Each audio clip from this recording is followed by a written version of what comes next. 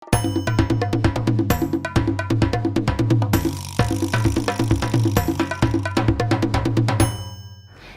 sih yang mau hidup kekurangan? Kalau bisa, semua orang juga pengen hidup kaya. Now, let's not talk about kaya deh. Bicara saja hidup tidak kekurangan. Langkah pertama dalam hidup adalah hidup tidak kekurangan.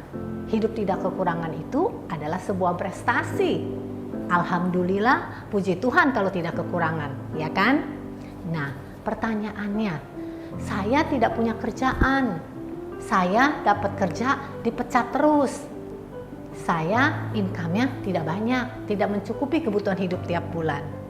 Jadi solusinya apa? Oke, yang pertama, solusinya untuk bisa dapat income berarti Anda harus kerja kan?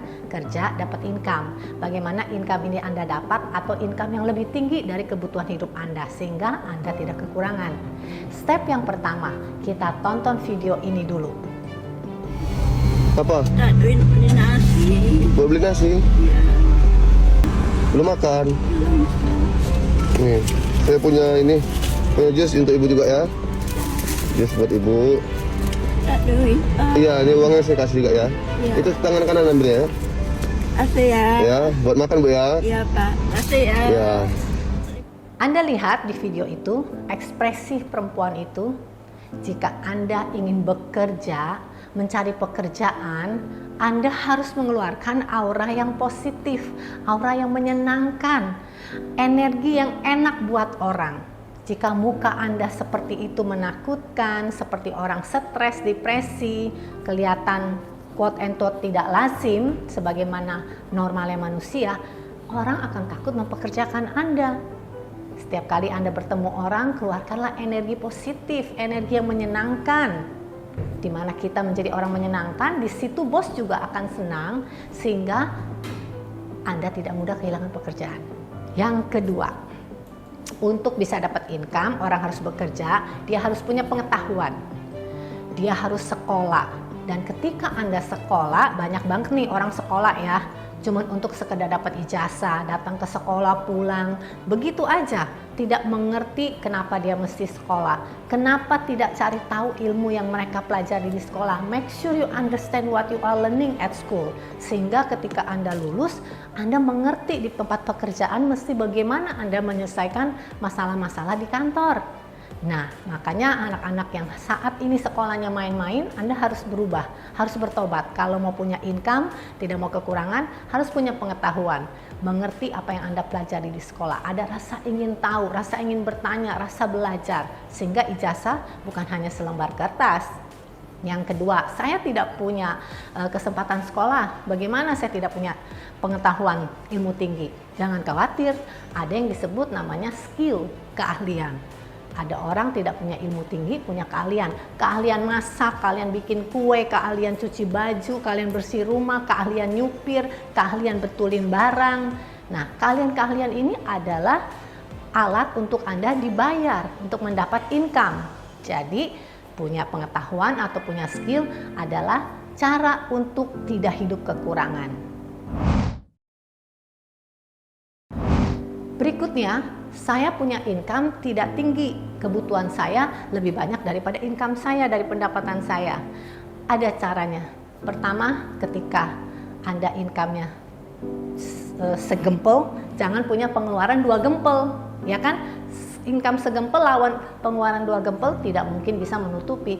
Jadi, jika income Anda kecil, hanya untuk bisa memenuhi kebutuhan dasar, jangan ada kebutuhan ini ono yang tidak penting dalam hidup. Harus tiarap semua kebutuhan yang tidak penting dalam hidup. Kepentingan dasar dulu, sandang pangan, tempat tinggal, rumah makan, anak susu, itu yang diutamakan. Yang kedua, ada caranya lagi income supaya lebih tinggi dari pendapatan. Ketika Anda rumah tangga berpasangan, jangan menjadi pasangan yang egois melarang pasangannya untuk bekerja. Karena 2 income akan selalu lebih baik dari 1 income. Lagian masih muda, kenapa tidak mau bekerja dua-duanya, cari uang sebanyak-banyaknya. Dan kalau Anda egois, tidak membiarkan pasangan Anda bekerja, jika suatu hari ada apa-apa dengan kalian, sakit, tidak bisa cari uang atau meninggal, anakmu akan terjamin masa depannya jika pasanganmu punya pendapatan. Oke, baik. pasangan harus menjaga anak di rumah. Itu semua hanya pengaturan waktu, bisa kerja part-time atau bisa kerja dari rumah. Jadi income-nya akan lebih tinggi atau paling tidak sama dengan pengeluaran, sehingga Anda tidak hidup kekurangan. Saya kerja dipecat terus, saya kerja dikeluarin terus. Wah, ini kacau ya. Kenapa Anda dipecat dikeluarin terus? Yang pasti jelasnya Anda tidak impresif. Tidak bisa impress bos, pekerjaanmu tidak impresif. Anda malas, Anda perhitungan, maunya datangnya siang, pulangnya lebih cepat. Maunya jam office hour, ketika ada extra hour yang dibutuhkan di kantor, Anda tidak mau, Anda mau pulang. Kalau Anda hitung-hitungan begitu, maka bos Anda juga akan hitung-hitungan. Dan kalau Anda pola pikirnya salah, ini bukan kerjaan gue nggak mau kerjain. Wah, orang juga bisa melihat kalau Anda pola pikirnya salah seperti itu. Apa yang di depan mata jangan ditunda-tunda, dikerjakan. Kerjakan, selesaikan, beresin semuanya. Sehingga bos itu impress sama kita. Caranya sebenarnya untuk mensecurekan job kita, mengamankan job kita tidak tergantikan ialah Anda membuat bos Anda tergantung sama Anda. Anda membuat bos Anda repot kalau tidak ada Anda. Ketika Anda bisa membuat situasi seperti itu, job Anda aman. Dan bahkan ketika Anda minta naik gaji, Anda tidak disuruh mengundurkan diri. Anda tidak dimarahin karena value Anda tinggi di mata bos.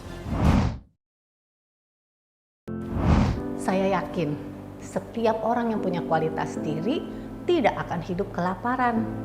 Punya kualitas diri artinya meningkatkan kualitas kerja kita, meningkatkan mentalitas kita, meningkatkan attitude kita, khususnya etika. Ya, bagaimanapun ketika ada atasan kita yang menganggap kita setara, walaupun statusnya tidak setara, satu bawahan satu atasan, tapi dia baik memperlakukan Anda sebagai manusia setara, Anda juga harus sadar diri, harus bisa tahu batasannya, harus bisa menjaga hormat kepada pimpinan kita. Jika Anda di bawah standar, Anda tidak bisa bersaing. Jika Anda bekerja dengan standar, Anda siap bersaing. Tetapi jika Anda di atas standar, Anda tidak tersaingi. Di mana posisi Anda untuk tidak hidup kekurangan? Kata kuncinya adalah di like. Kalau kamu nonton konten ini dan kamu suka, jangan lupa dipencet tombol like-nya. Atau bisa subscribe pastinya. Jangan lupa juga kasih komen. Kalau like, apalagi yang satu ini, jangan lupa di-share. Kenapa demikian? Karena YouTube Guru Grooming Indonesia adalah sebuah yayasan di mana keuntungan dari YouTube ini kami gunakan untuk dua hal. Pertama, untuk membiayai anak-anak yang ingin sekolah tapi tidak punya dana. Yang kedua, membiayai guru-guru yang hidupnya kekurangan.